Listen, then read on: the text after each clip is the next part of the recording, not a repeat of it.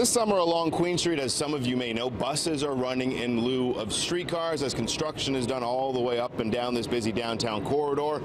And one city councillor, as we told you first on Friday, is asking for a $500,000 study to be completed looking at the efficiency of buses versus streetcars for transit riders and those who drive the busy downtown street. Though tonight we already have a preliminary report in from one of our city's top transit voices. This is a natural experiment, and in terms of studies, we live for these natural experiments.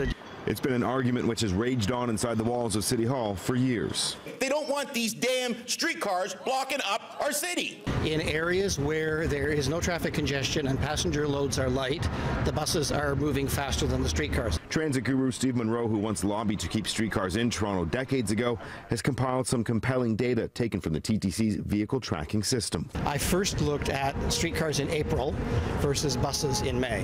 One of the conclusions of Monroe's lengthy report is buses don't really move much faster, and in some cases in heavy traffic, they move slower.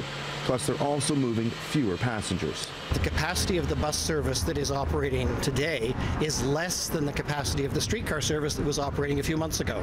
And they've cut 15 to 20% of the capacity of the route. This is an articulated bus. This bus could carry as many as 150 passengers. Ryerson professor and transit expert Murtaza Haider believes there's a big piece missing from the data which was available for Monroe's report. These large accordion-style articulated buses are not being run along Queen Street because they don't have enough of them. Only smaller buses are being used this summer. What I would like to see is run articulated buses and report back to us. What we still don't know as well is how fast overall traffic is moving along Queen Street. I found that the streetcar was a lot harder. It was a lot longer because it's confined to one track.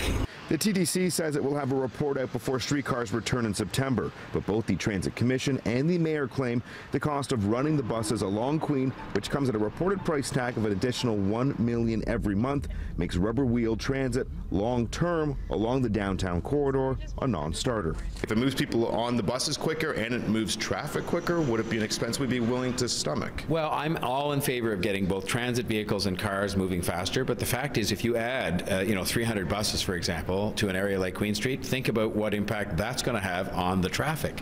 Haider argues that before we can make these types of statements, an independent engineer's report looking at several factors is a must. It doesn't really matter what I tell you in 2-second clips here, or someone can do it in the basement of their house. What really needs to be done is to be comparing apples and oranges. You have to do a technical study of running articulated buses, compare them to streetcars, and you look at the total cost, not just operating costs. You have capital costs, you have the track maintenance costs, you have the costs associated with the lack of redundancy because you have one or two suppliers of these streetcars and something breaks down and your supplier doesn't work. What are you going to do? All these costs have to be accounted for.